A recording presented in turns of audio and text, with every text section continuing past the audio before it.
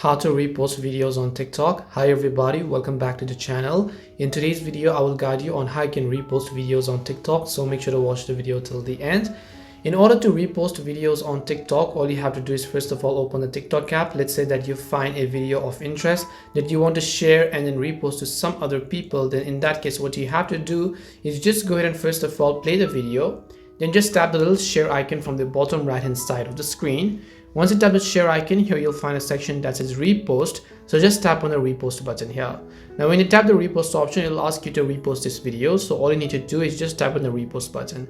Now it says by reposting, you can introduce videos you find interesting to other people. People you may know will be able to see that you reposted a video. You can add a comment to your repost. It will be made public, and all you have to do is just tap on the repost button to confirm it.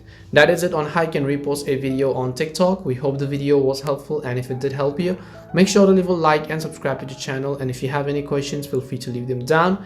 Thank you very much for watching, and see you in the next video.